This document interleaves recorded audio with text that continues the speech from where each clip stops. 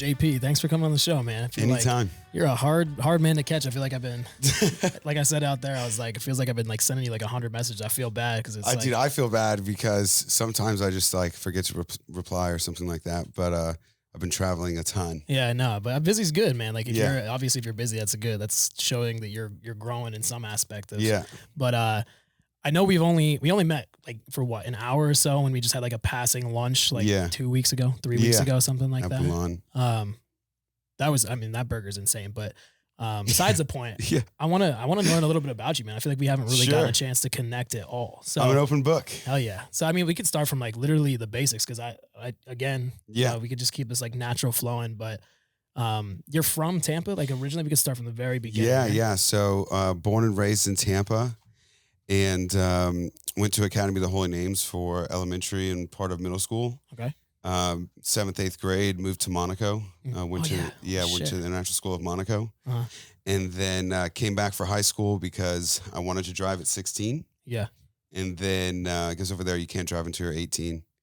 And then came back. I was at University of Tampa for about 2 years, and then got my real estate license one summer for shits and giggles. Started doing really well in the real estate stuff, and then decided not to go back to school. Was doing real estate full time for about 2 years. Okay. And then from there, I was vacationing with a family friend in the south of France over summer from Monaco. And he was telling me about this school that's entrepreneurial centered. And he was like, hey, you should look into it. So my mom's like, look, I've never asked you for anything. Please get your degree. Yeah. And I was like, okay. So I was like, I'll apply. And if I get in, it's meant to be. Okay. So I applied end of July, got in August, and then moved to London 2 weeks later. Holy shit, man. That was 2019. And then was there until lockdown. Was here. The rise of COVID. Was here by chance, week of lockdown in March 2020. A buddy of mine from the International School of Monaco called me up and said, hey, do you know anyone who needs KN95 mask in bulk? And I was like, maybe. So I went through my contact list, and my first client was my mom's old business partner. His name was Jim. I was like, hey, Mom, can you introduce me to him? And she's like, no, I can't. No, but here's his number. If you want to reach out to him, reach out to him. So I reached out to him. I was like, hey, Jim, Jonathan, no, you haven't talked to me since I was like 10, but you know anyone who needs mask in bulk? I can get them here $1 a unit cheaper. Such a weird question to ask after so long, not knowing somebody. He's like, let me call you back. So he calls me back like 20 minutes later. He's like, can you get $250,000 here in a week? And I was like, $250,000 in volume, or? Yeah, in mask. Yeah. And I was like, yeah, of course. I had no idea if I could or not. And then, so I ended up calling my buddy, and I was like, hey, can we get $250,000 here in a week? He's like, we can get it here in 2 weeks. I'm like, all right, let's see what we can do. I call my guy back.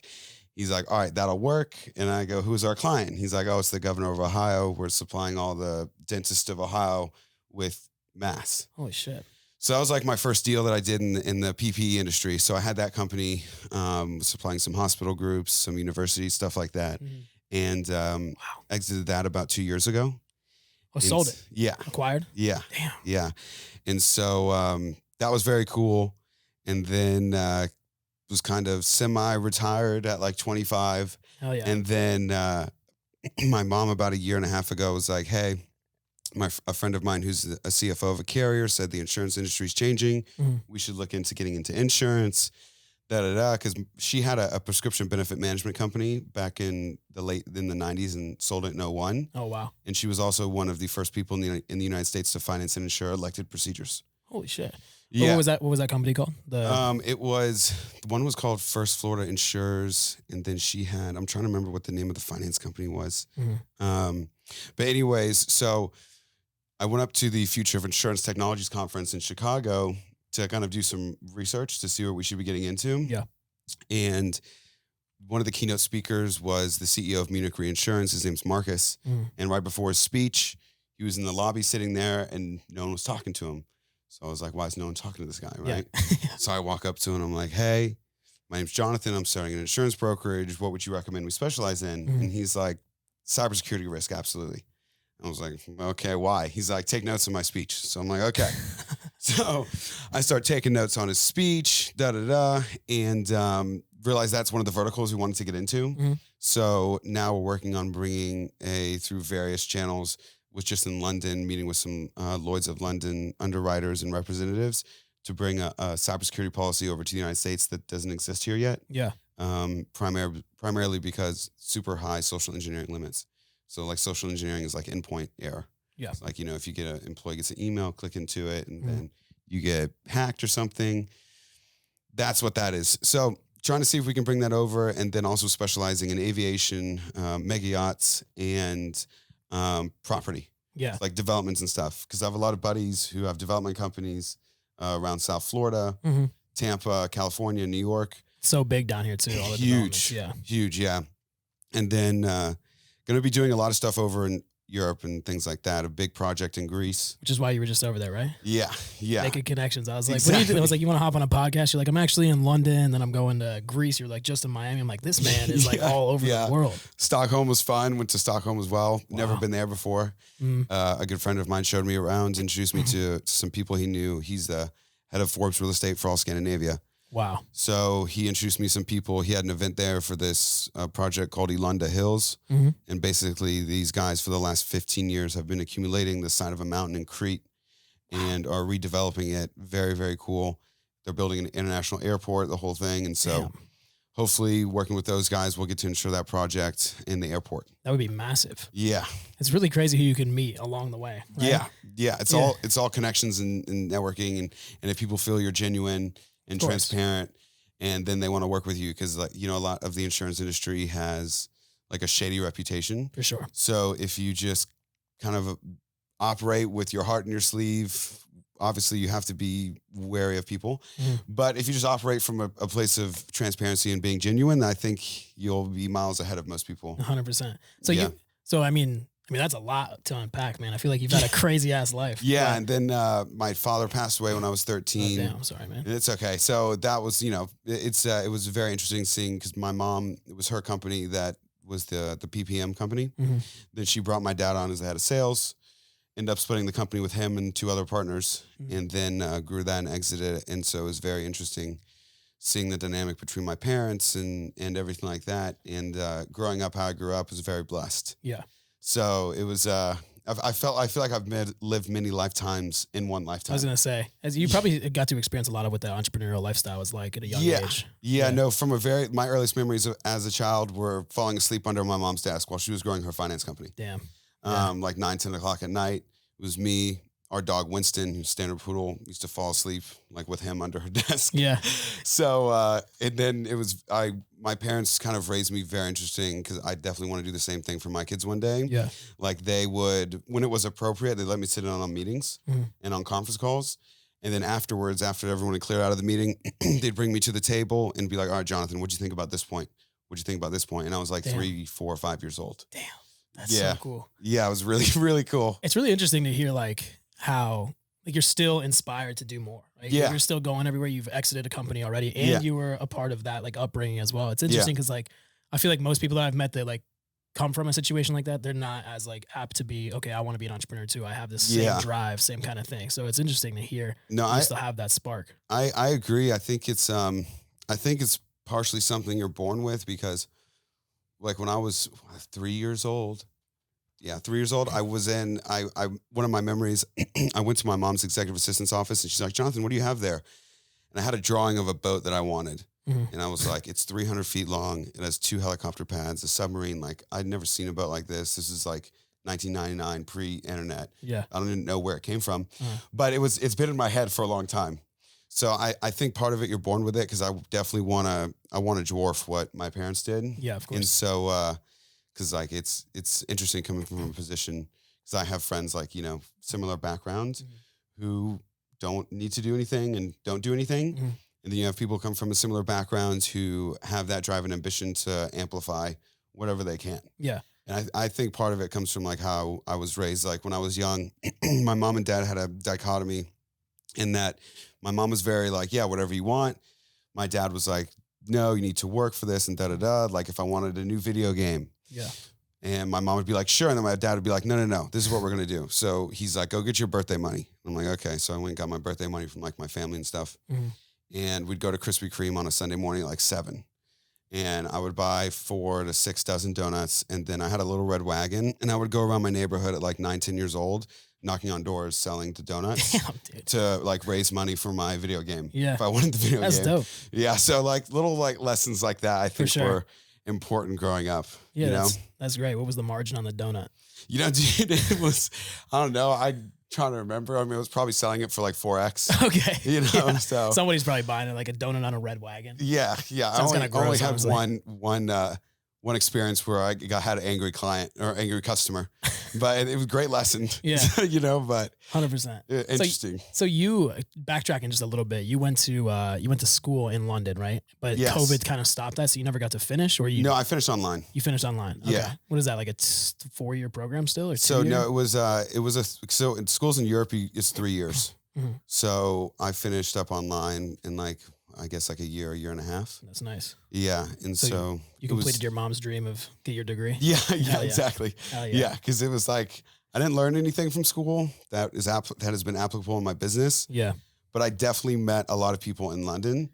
I really feel like that's like the beauty of college. Cause I feel like Yeah. I didn't learn much in college either. Like it's just Yeah. a party school that I went to. It wasn't Yeah. an entrepreneur school. Where'd you go? Went West Virginia University. Okay, So cool. like just like a massive drinking town, football town. But Yeah. through that school of 40,000 people, Mm-hmm. you're apt to meet like a bunch of people. And I come from like a tiny town. My from? population in my hometown in Warren, Pennsylvania, like top left of the state by Erie, 9,000 people. No way. People do like refinery work there. There's no like industry. There's no entrepreneurs. Like 9,000 people. bro, our best restaurant is Applebee's. Swear to God, if you had like a real nice thing or graduation, Applebee's. That's great, dude. It's crazy. There's nothing wrong with the bees. No, nothing. I love the bees. Yeah, 100%. And like when we got a Walmart in our town, place went crazy. No Like, way. I'm serious. It's like a very different lifestyle. So for me, Yeah. it's like meeting people down here in Tampa.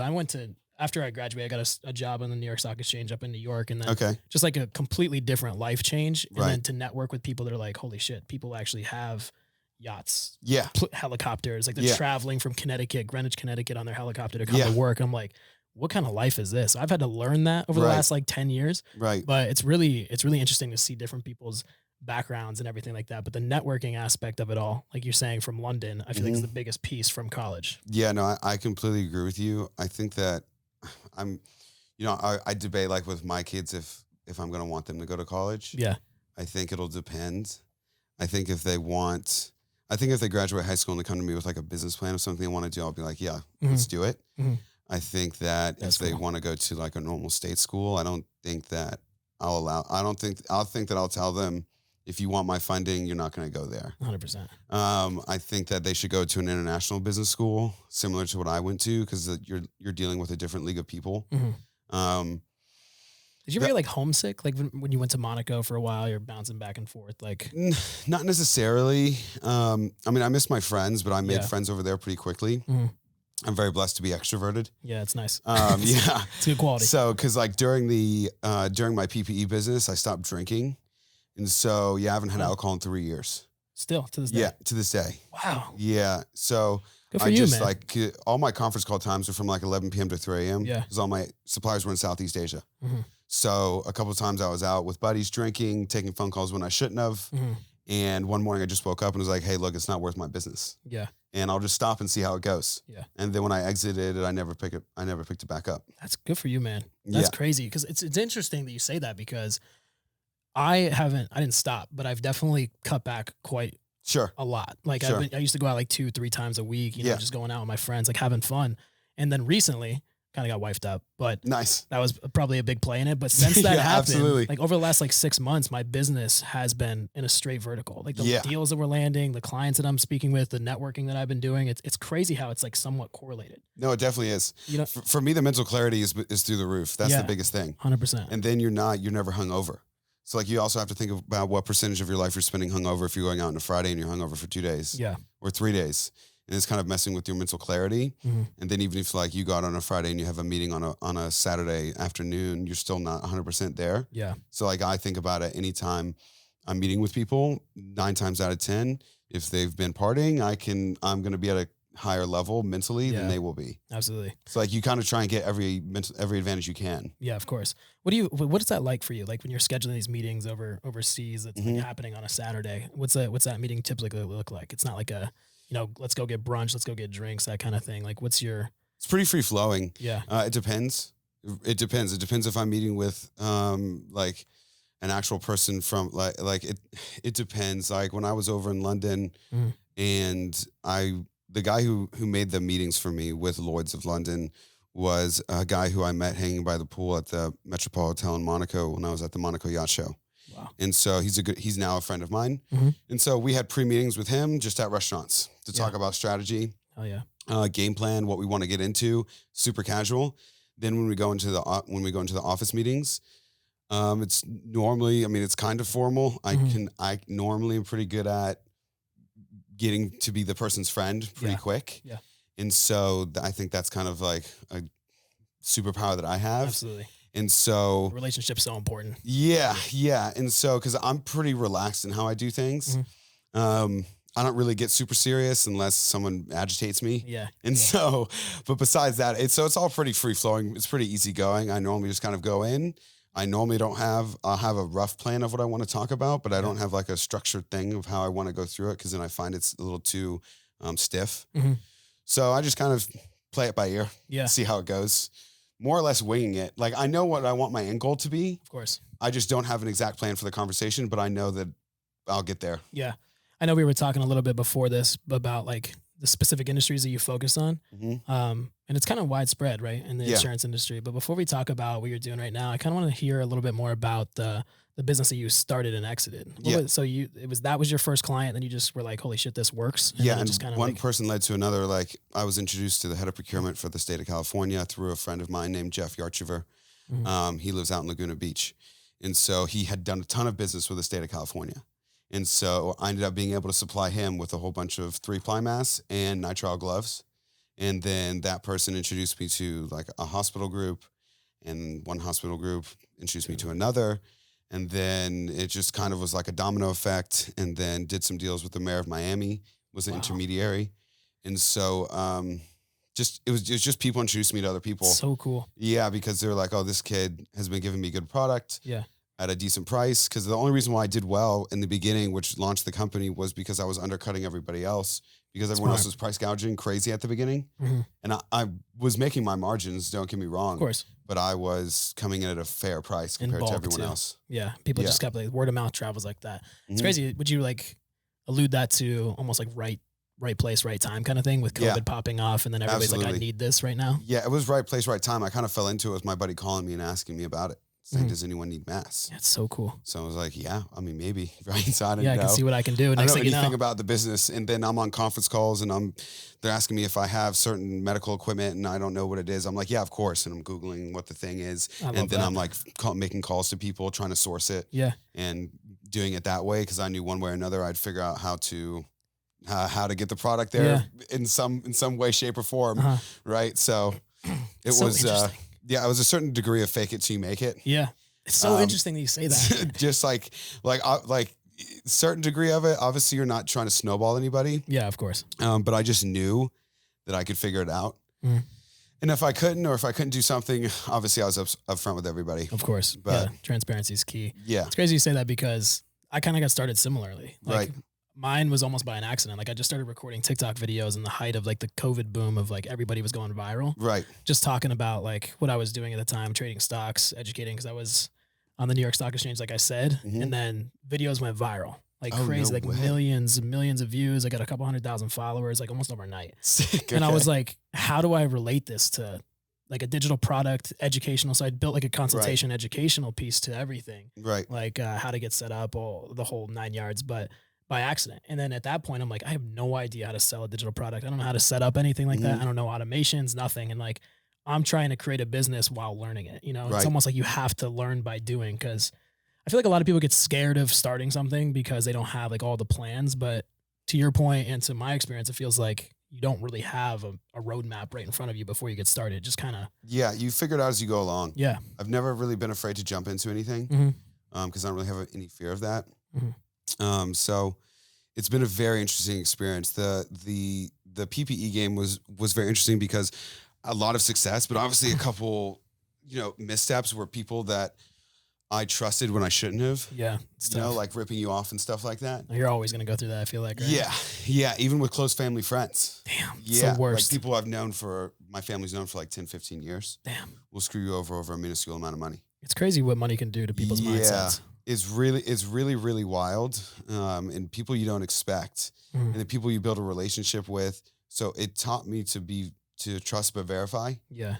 Because I'm naturally very trusting. Because I just think people, I go off the assumption that people operate like me and that they're just gonna do what they say. Yeah. Because like my parents always taught me that your word is your bond, and if you tell someone something, you have to be able to take it to the bank. And so that's how I've operated.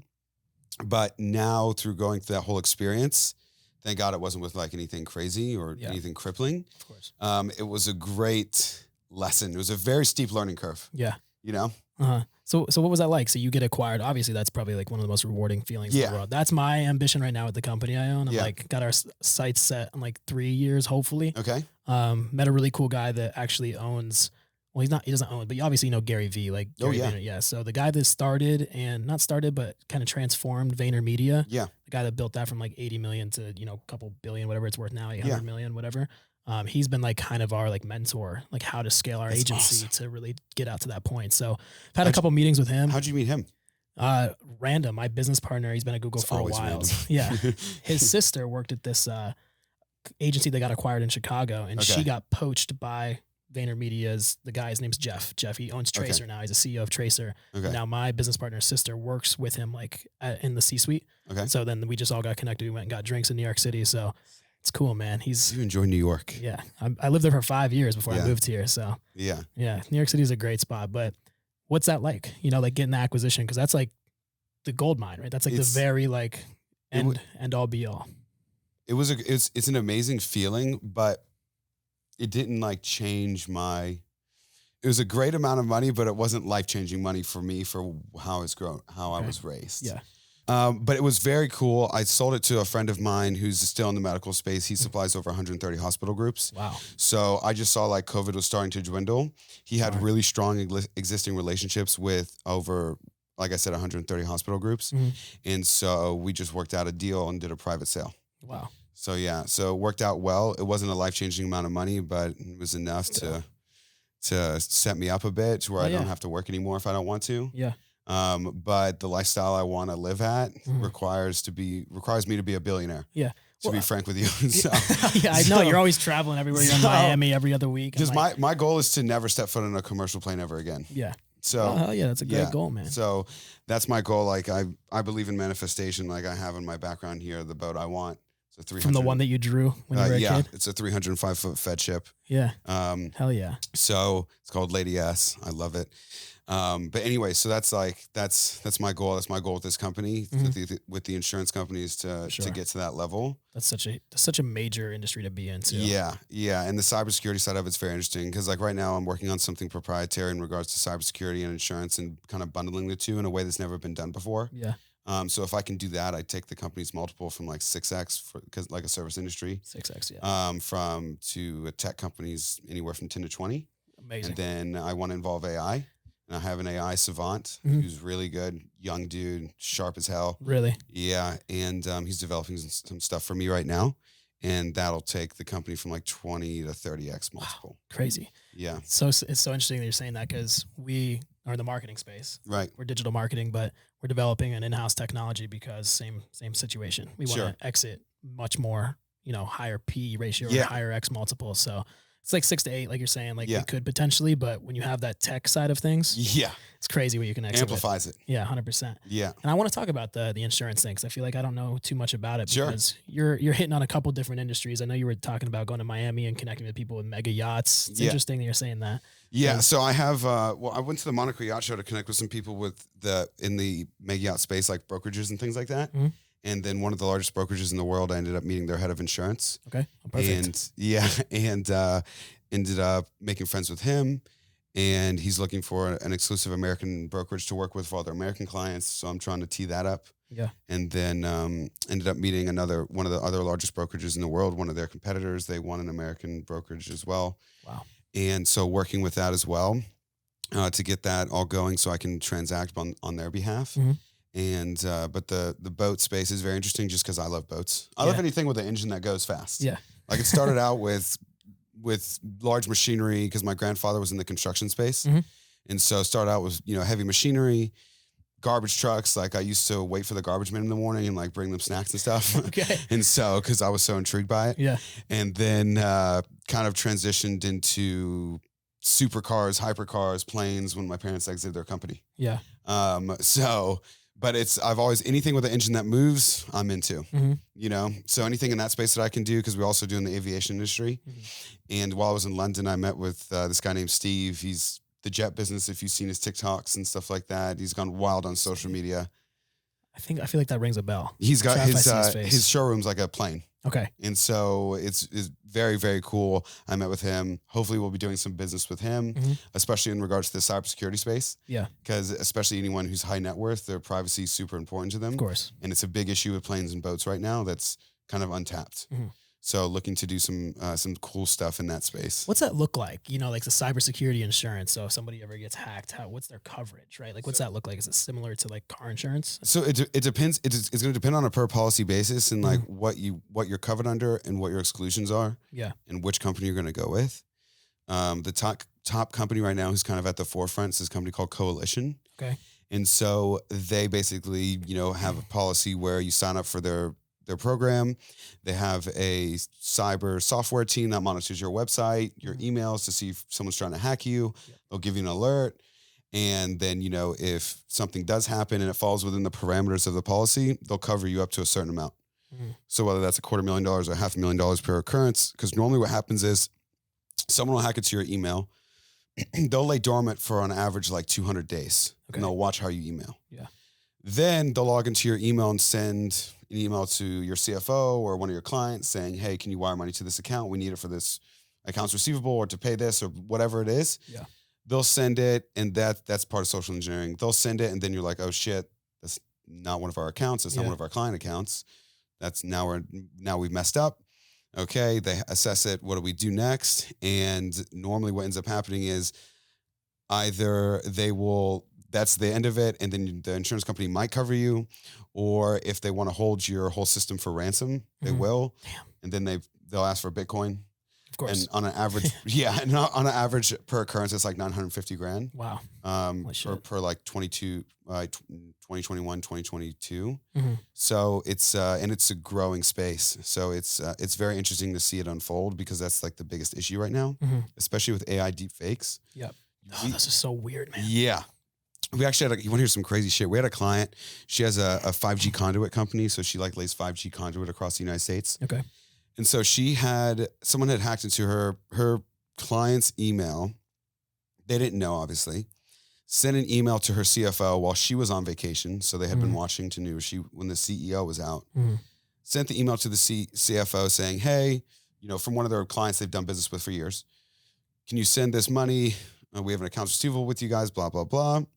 Send $75,000, get an email from another client. Same thing. $450,000. They're like, wait a minute, this sounds odd. But they go, this is the craziest part. With the $75,000, before she wires the money, they asked to call for the verbal verification. Through AI voice and deepfake technology, replicates the voice of the client. Yep. Calls using a piggyback off of their phone number. Holy shit, man. And then says, all right, verbal confirmation, client confirms. Wow. But it's just an AI voice replica. Yeah. And then, so that was a confirmation. So it's almost like, where's that going to lead? Are you going to have to do face verification or like an eye scan? Or what are you going to have to do? Because like, let's say if you're dealing with a wealth advisor, and you're saying send money here, and then you call for the wealth advisor calls for the verification. Like what's going to happen? Yeah. It's interesting because like I'm even seeing stuff all over social media, like content wise, like Joe Rogan, like things that he doesn't say. I know he doesn't say that kind of stuff. Yes. It's like but then it's an ad. Like there's an ad with like some huge influencer to grab your attention. Obviously, that's like the hook of it all is like who's using this, and then all of a sudden it generates this link. It's like buy now, book now. So it's not to that extent, but it's like a scam that they're using these deep fakes and AI to really just generate a bunch of like false shit just to get a little bit of money out of it. It's really wild. So your scale, it's interesting because like I'm sure there's players in the space, but like I wasn't aware of this, and I mean I'm not saying I know everything, but I'm just saying it's crazy because you're like to me, it seems like you're like playing a space before it's really an issue, which is what you need to be doing. You want to be the first of the space so you can be that large. I agree with you. I think the cyberspace is really picking up since like 2017. Yeah. Is when a lot of these massive cyber insurance carriers came out. Yeah. and it's growing rapidly every year. Mhm. The AI space is the new frontier, as you know. Of course. So to see where that goes will be very, very interesting, because I think we're seeing the very tip of a nasty iceberg. Yeah. And Absolutely. to see where that ends up will be very intriguing. I don't think we can even fathom where it's going to go over the next decade. Yeah. It's interesting, man, because like even like on the employee front, it's like we Yeah. don't really even need people really working for us anymore. It's like everything is so automated nowadays. Like even what we do, it's like to provide performance Right. for like people to like generate traffic to your business. It's all AI. It's all Google Right. backends, all those types of things, Meta, like all these social media platforms. So Yeah. and then there's technologies that can monitor that data for you. It's really wild how like AI is kind of taken over a lot of the stuff. Even like in the trading industry, I did the finance stuff in the back end, but now it's all algorithms. The reason that I was on the New York Stock Exchange is crazy. This is kind of backtracking, Okay. but like this is like the AI revolution. So back in the day, you remember seeing like Wolf of Wall Street or like any of the this finance movies where there was like millions of people running all over the floor, like going crazy. When I got there, it's literally there used to be like 4,000 or 5,000 people on the floor just running around like madmen. I got there was like 300. Yeah. Because it's all AI. Everything has like API systems. Nobody really does anything anymore. It's all algorithmic. Yeah. And it's a TV set. So it's literally like Jim Cramer, CNN, CNBC, Fox News.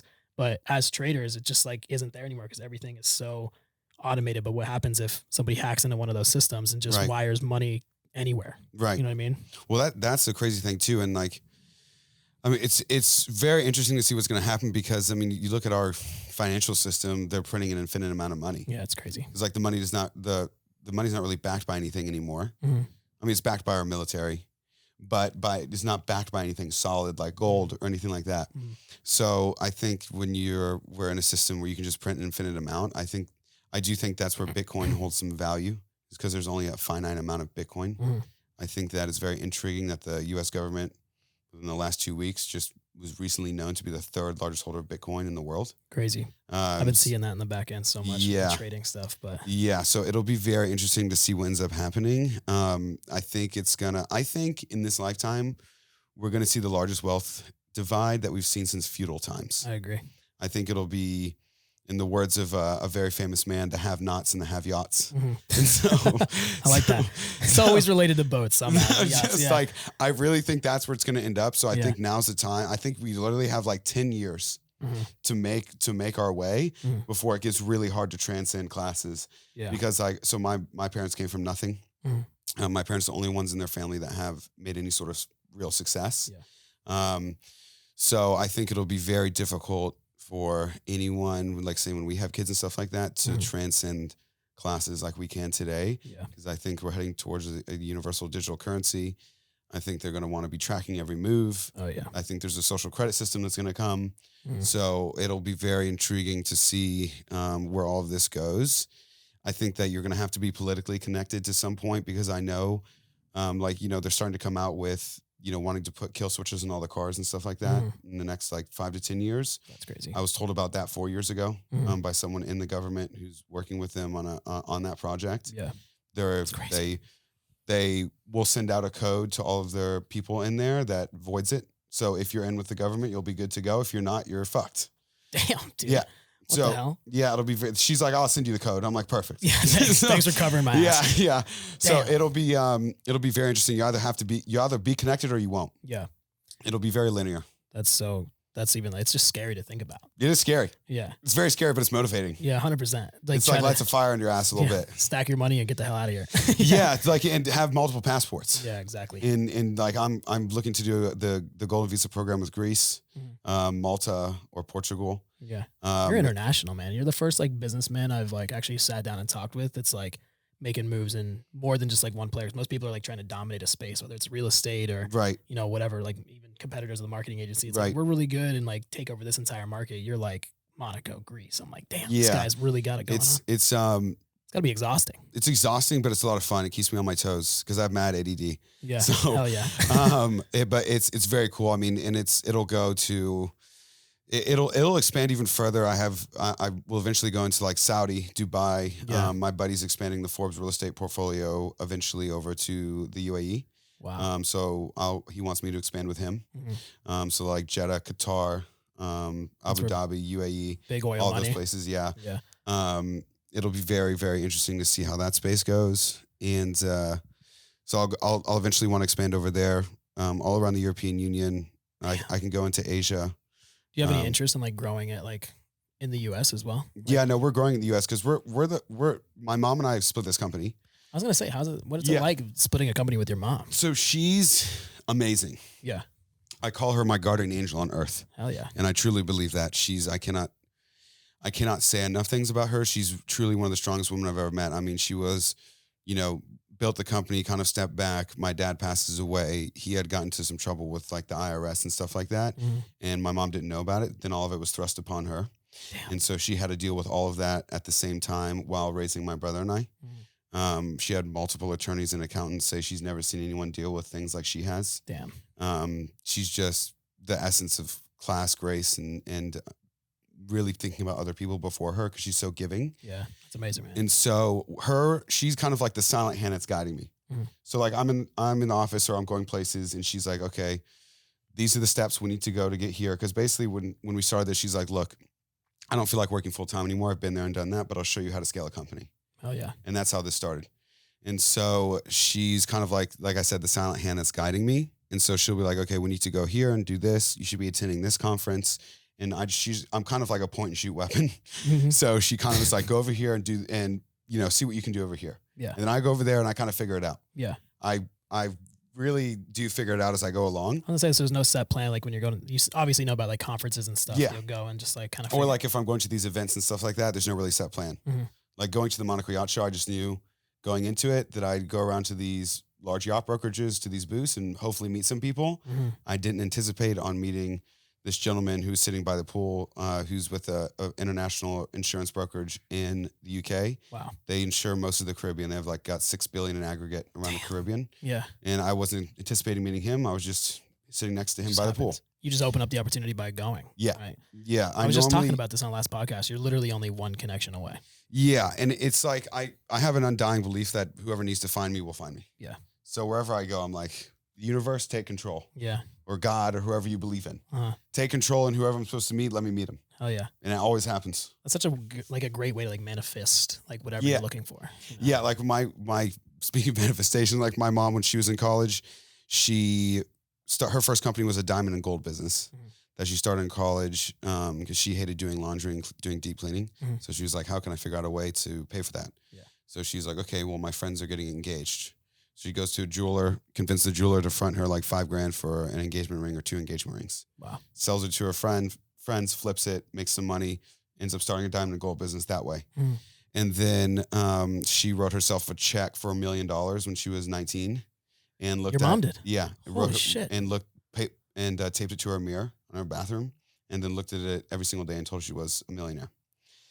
So it wasn't okay. Yeah. Got it. So cool. she is very much like that. Okay. So I think the manifestation thing's very real. I think what a lot of people miss is kind of where the rubber hits the pavement is the hard work that goes behind it. Of course. Because it's a lot of consistency and discipline. It's like with anything in life, whether it's not drinking or like in the last year, I've lost 55 pounds. Good for you, man. So whether it's losing weight, being in shape, building a company, like my hours with this PPE stuff when I first started was like, I was up around 8:30 in the morning and then I'd go to sleep around 3:30 in the morning. Your return on equity was just. Yeah. So it's like you're with entrepreneurship, which is the same thing you'll see people talk about on podcasts all the time. You're drastically underpaid until you're drastically overpaid. Yeah. So it's just kind of like biding your time and putting in the work. So it's like. Or your return on energy, my bad. Your return on energy. Yeah, is just no, like I'm with you. Yeah. So it's like work, little result, work, little result, work. Holy shit. Skyrocket. Yeah. It's interesting. Yeah. Obviously you've had that moment, but is there a time where you've gone already? Obviously you have your sights set even higher, but like, you're like, holy shit, it's happening. Not necessarily. I try to not let myself get like too in the clouds. Yeah. Because I already live in the clouds. Okay. And I see everything in like rainbow color, you know what I'm saying? Yeah. And so I'm not very black and white. Uh-huh. I try and keep myself in a mid ground because and try and remind myself that your lowest lows are not who you are and your highest highs are not who you are. Mm-hmm. And so whatever I'm going through, I try to not let it affect me too much, whether that's good or bad. So I'll give myself my moment in a bad moment to sulk for a minute or whatever it is, an hour or an evening. Yeah. And then the next morning you're back at it like nothing's happened because you can't dwell because there's no point on it. It just drags you down. Yeah. If you go from a high and you're like, I'm the shit. No one can fuck with me.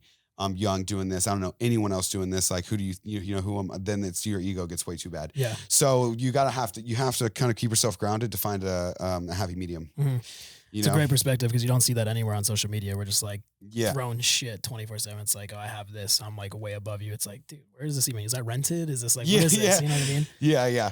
It's interesting. I even got this tattoo the other day. It says live for today. Cause like literally there's been highs and lows like you're talking about. It's like, you can't just dwell on the past if you fucked up and you can't look too far into the future. You can only live for like the grind right now. You got to appreciate the journey before you actually get there. Right. My biggest issue that I've had to conquer in the last year was, I would say, trying to finding the balance between wanting more and being grateful for where I am now. Yeah.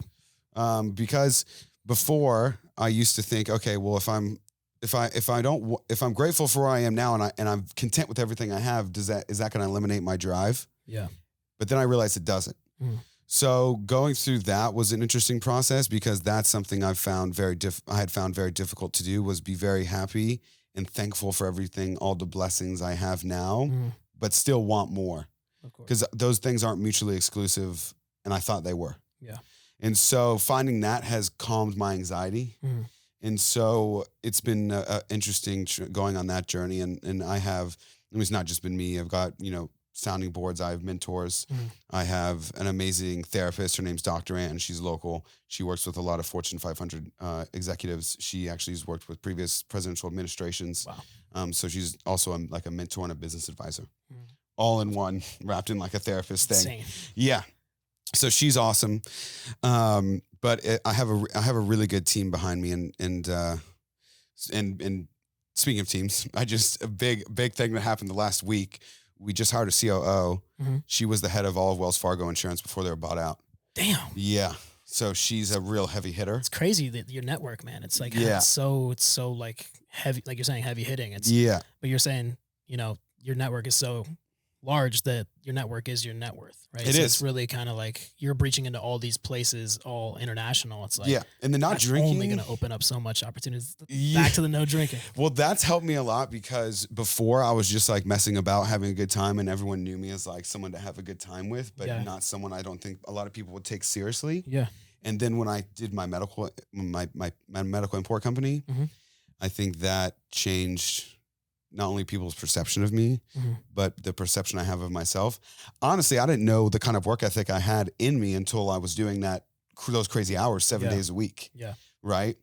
And you feel like you still put in those hours even in this company, or are you kind of like? It depends. It's like I work when I need to. So like if my eyes are open, I'm working. Yeah.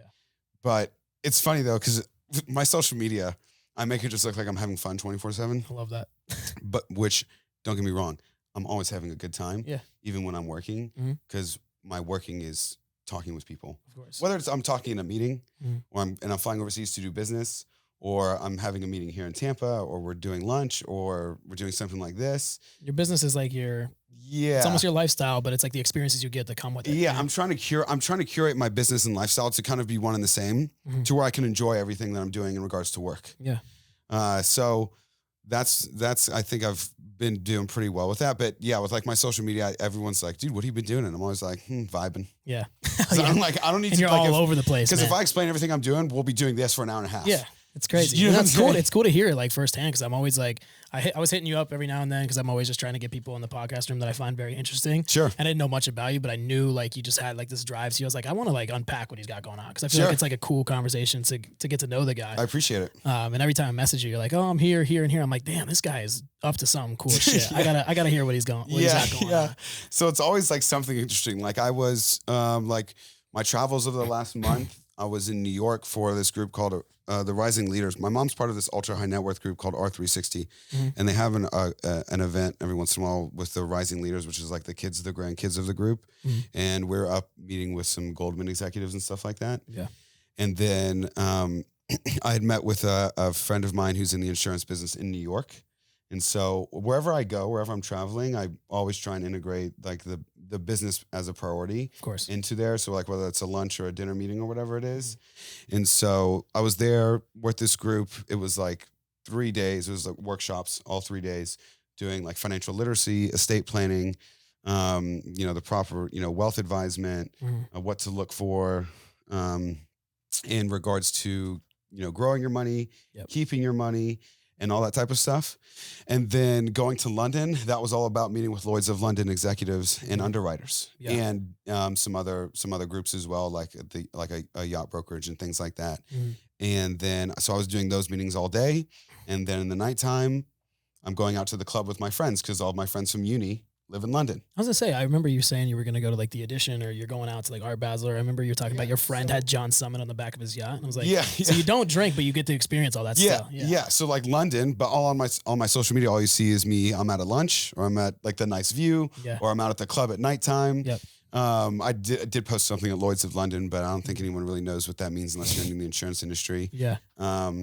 And then like going to Stockholm, I was there for my buddy's Forbes event, meeting with some prospective clients there about that Greece project. But I'm just posting like me having a good time. The highlight reel.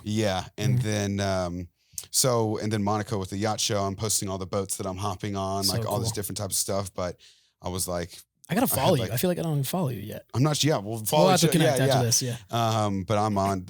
Was in meetings all day. I had to camp out by the yacht group because the insurance guy was busy. So I sat there for like 3 hours while he was in between meetings, like catching his ear every once in a while, until I could get his attention at like 5 o'clock, 6 o'clock.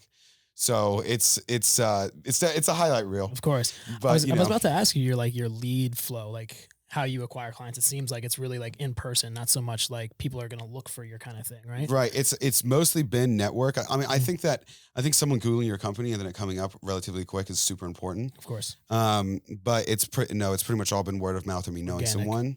And being like, hey, you do this, Because normally I don't go into any interaction with the expectation of me doing business with anybody.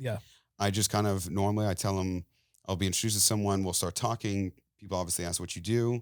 And a lot of times they're like, oh, you do that? That's awesome. I'm like, yeah, I've been doing this, been saving some people money, And a lot of times like, oh, can you give my stuff a look? And I'm like, yeah, no problem. Like send it over. And then 9 times out of 10, we'll get a client. Because 9 times out of 10, I'm noticing more and more, which my mom told me what happened, but I couldn't believe it, is that a lot of people's just insurance brokers are kind of lazy. Or they just don't want to go out and go the extra mile to look for the best deal. So I've been finding I'm saving a lot of people money when their broker should be really going the extra mile to see if they can do everything they can. What are you identifying in that niche? Like you're saying like, oh, I could save you money. What are you seeing? It's like, oh yeah, you should work with us because. So in regards to like saving money, it's normally just going out and being like, okay, well, for an example, for a restaurant group that we did, their broker was charging them like 21% on a premium finance deal. Damn. Okay. And the going rate's like 8%. Okay. And then you normally tack a couple points on. Right. So maybe say you should be at 10 or 12 and this guy was at 22. Damn. So something like that. That's the where I'm like, okay, you're an insurance broker. Yeah, no, we've had the guy for 10 years. He's a great guy. I've known him forever. Went to college with him. I'm like, well, he's fucking you. Yeah. It's so cool how like you weren't even a part of the insurance industry at all. Like coming but because of my team. That's why I'm so good. Is because like my director of risk, her name's Rhonda. She was with Alliant and very large insurance group. And we brought her on. She was like their head of risk for Florida. And so we brought her on. She met me and my mom and loved us and was like, I love you guys. I believe in you. I want to come on board. So she goes through everything with a fine tooth comb because she's been in the industry for 30 years. She knows all the carriers. She's like educating you. As she's educating me. She can negotiate with the underwriters. She'll look at something and be like, this doesn't add up. So she knows all the nuances. Cool. And so I've been finding that she helps me a ton in what we're doing. And is a crucial part of the operation. But yeah, so it's like stuff like that. And then there's been a multitude of times too. I'm like, your insurance broker's on your shit. He's amazing. There's nothing I can do. Oh yeah. Would love to earn your business one day, but your guy's great. Yeah. As long as you're transparent, like you're saying. I'll tell you. But I'm just saying most of the time I'm finding that I could find a better deal for the same quality product and the same coverage. As other people. Similar model, like kind of like not undermining or undercutting, but like you're just helping them. And if you can, then they work with you. Yeah, right? Cool. Exactly. I'll just tell you how it is. Yeah. That's the best way to be, man. That's how you grow. And I just so happen to find that a lot of times I can do something for you. Yeah. And of course, the team that you have is obviously the biggest part, right? Yeah. So if you have a really great team, obviously, they're huge. it's easy to win business, right? No, they're awesome. And it's been going well because since my mom's my partner and she owns more than 50% of the company. Yeah. So we have like a deal where basically as we grow, I'll be able to buy her percentage more and more. Oh, cool. And so you're going to be the sole. Correct. Okay. Yeah. And so, especially like for, when you exit the estate, the estate tax or, the inheritance tax and stuff like that would be crazy. Yeah. But so basically we're the only, as far as I understand, the only national woman-owned business insurance brokerage. Hell yeah. So what that enables us to do is like a lot of these large corporations, they have to have 5% diversity spend. Mm-hmm. And that can go towards a woman-owned business. Wow. So it's a very good way, a very good in for a lot of the corporations. Differentiator in the space for sure. Yeah. Stand out. So, and it allows them to hit their nut for their diversity spend. Hell yeah, man. Yeah. Damn, you have such a cool story, man. And there's so much going on. I feel like we could sit here and talk for hours about all this stuff. I'm so intrigued about what you got going on, man. But I want to be mindful of your time. I know you got a million things to do. So I kind of want to like package like everything up because I feel I have two questions for you. Yeah. One, what is the end goal? Like, what is the end thing for you where you're like, okay, once I get to this point, I'll be super satisfied with what I've done? Is it like helping people grow businesses? Like, you're very well spoken. So I want to know do you want to speak engagements? Is it just like get to the point where you buy the yacht on the back on your phone screen right there and then you're just kind of chilling? Or like, what's the end goal for scaling to the billionaire mindset that you have? It's multifaceted. Yeah. So my legacy play, long term, I would like to. So we just started our nonprofit. It's called, my last name's Puls. Okay. It's called Puls from the Heart. Okay. And that's cool. Thank you. Yeah. The branding, man. Yeah. We just did the logo. It's really, really sick. And what I would like to do, so every policy that we do, we're going to donate, I think 5 to 10% of everything that we make into this foundation. Okay. My goal long term is I would like to be able to like buy up a portion of city blocks and help out single parents, primarily single mothers. Oh yeah. So, cause like when my dad passed, it was so hard for us, but we had money. I can't imagine what it's like for all of the single parents out there that are struggling and working two or three jobs. I do understand how I can empathize with them. I can't sympathize with them, right? Because I've never been through it, but I can feel it. You're looking at one right now, man. My mom is a single mom, 5 kids, 3 jobs. She's a warrior. Yeah, a warrior, right? And so like the money helps obviously, but the pain's still there. So like so what I would like to do is I'd like to develop like almost mini communities inside all major cities to where I have full-time therapists on staff, psychologists. I want preschool teachers. I want kindergarten teachers all the way up to like maybe 3rd grade. I want job opportunities. I want doctors on staff. Wow. I want the best mental health. I want all organic food.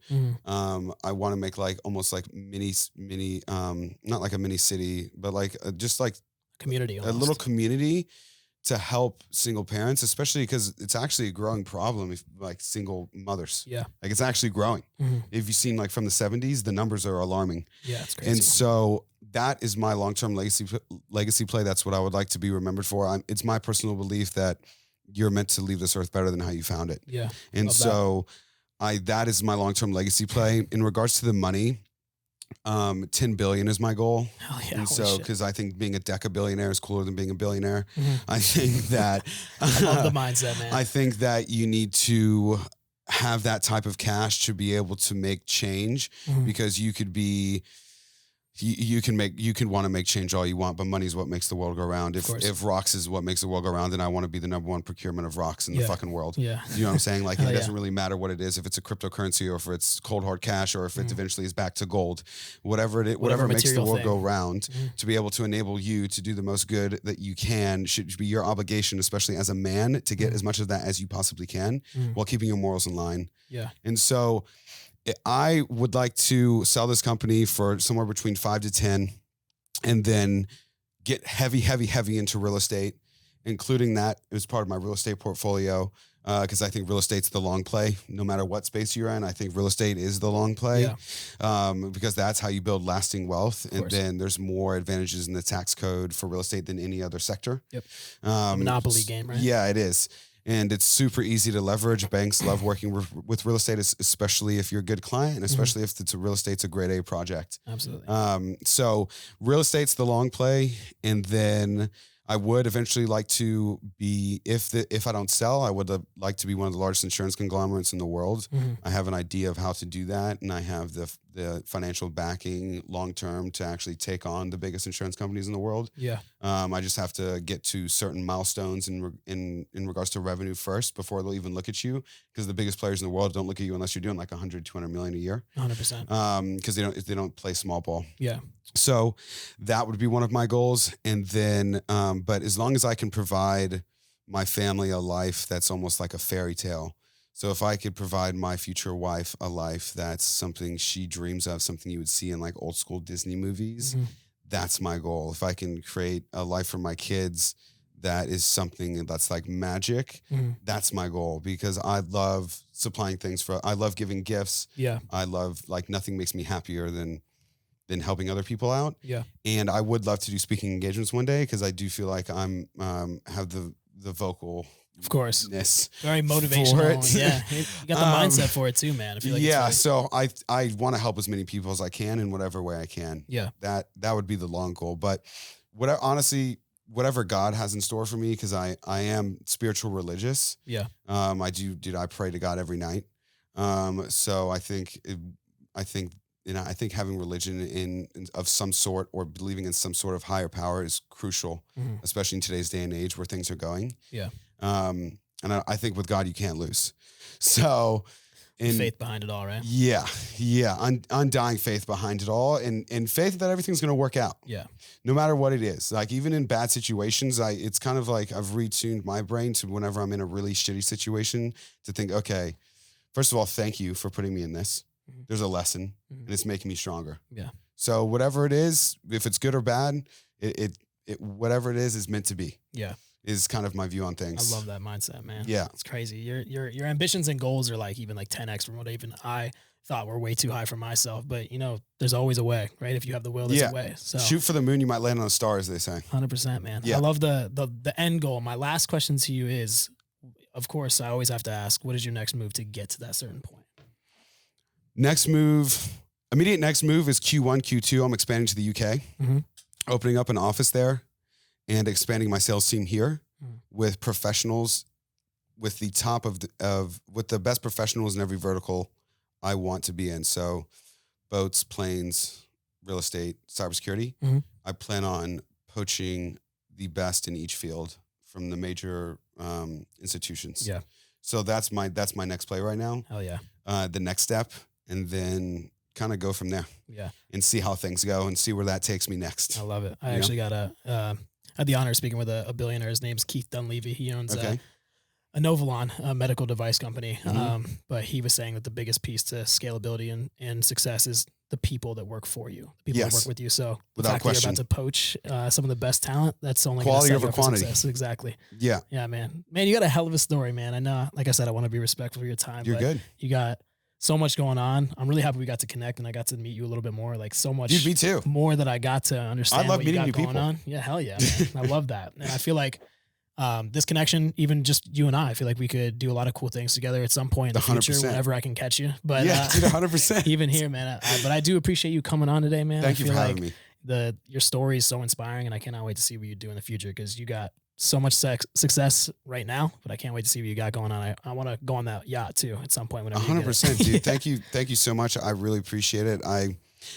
My favorite thing in the world my favorite thing that I love to do and I continue to strive to do is make money with friends that I like being with. You know, just homies. You said that to me when we first met, and I was like, this guy is somebody I need to be a part dude. of. And like seeing my friends win is my favorite thing in the world, Yeah. because if we can all have a really cool group of super successful young guys that are kind of taking over the world in each of our individual spaces, exactly. That's the dream. Of course. Yeah. That's the coolest part about it.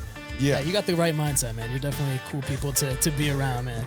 But yeah, we'll like I said, thanks for coming on, man. We'll definitely be in touch, but Sounds good. thanks for your time, man. Appreciate it.